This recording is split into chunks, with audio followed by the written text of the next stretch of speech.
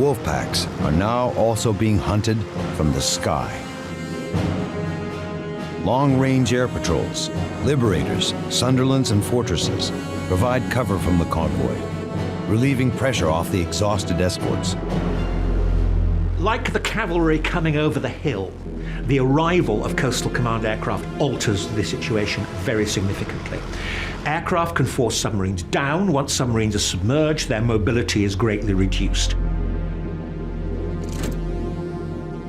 A 206 Squadron Flying Fortress flies into a squall astern of the convoy, hoping to catch a U-boat unaware.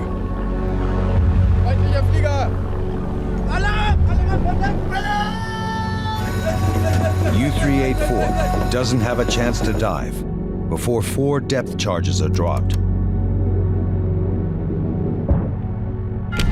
Explosions are spotted on either side of the U-boat. U-384 sinks to the ocean floor, taking with it the crew of 47. The Nazis' lethal weapon has become their iron coffin. A small group of elite American paratroopers are assaulting a gun battery, shelling the troops heading up from Utah Beach. Easy Company has taken the first 2 howitzers, but 2 more guns remain. Outnumbered by the enemy, the unit has just lost Trooper Halls to a German bullet. Easy Company is now low on men and ammunition. With casualties taken, this could be disastrous for morale. But despite the setback, Easy Company continue their assault. With sheer guts, Winters and his men storm the 3rd gun.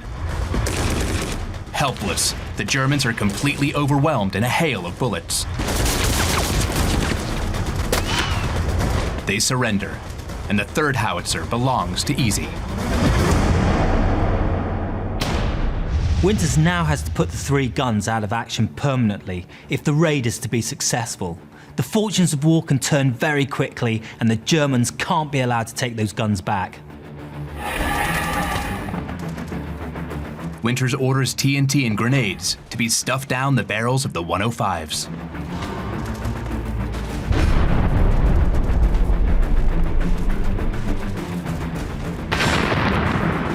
It's guaranteed to put these guns out of action for good.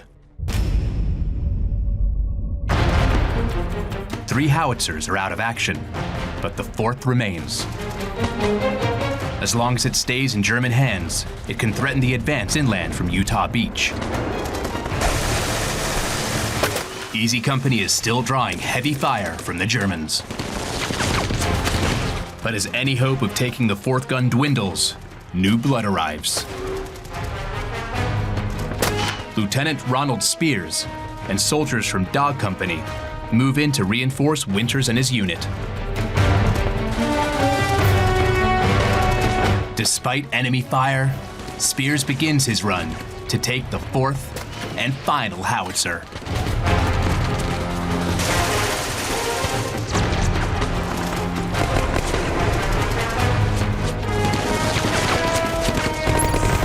Spears went right in to take the 4th gun, and I was so hyped, I followed right behind him, covering him from the rear. Spears was as nutty as I was. He sent the Germans fleeing, and he took the gun, but he lost 2 men.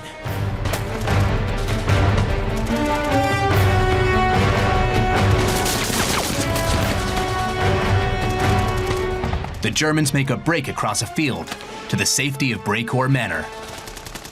Easy Company has the enemy on the run.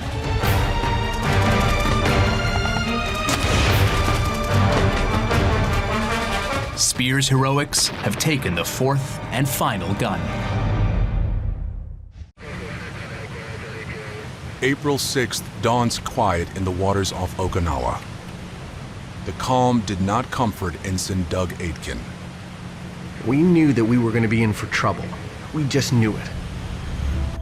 On the nearby islands, the Japanese had been gathering every usable plane and pilot remaining in their arsenal. Some are inexperienced, but no less devoted. They call this mission Kikusui, or Floating Chrysanthemum. They take off in waves. They begin a kamikaze spree that dwarfs anything before or since.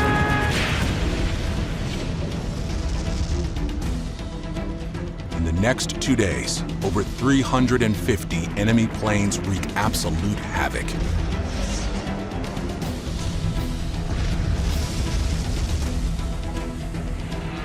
American pilots try to stop them in roller coaster dogfights. Navy gunners try to derail them in white-knuckle, high-speed combat, sometimes close enough to see each other's faces. General Buckner, an avid hunter, describes the adrenaline rush to his wife. I have had thrills in duck blinds, but none comparable to that of seeing an enemy plane shot down when it was heading directly at our ship. Some are cut down,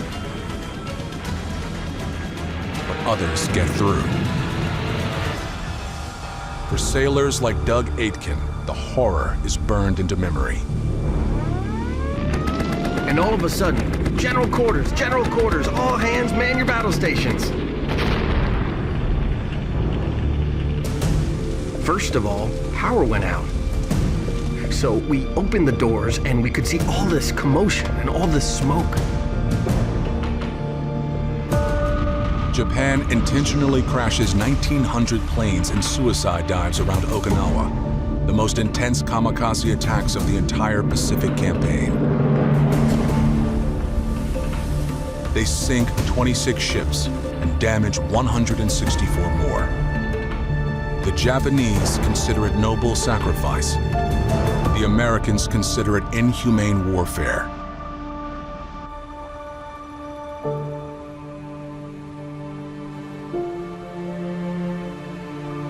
You can't identify people. The right thing to do is bury at sea. It is the greatest concentration of Navy losses since Pearl Harbor.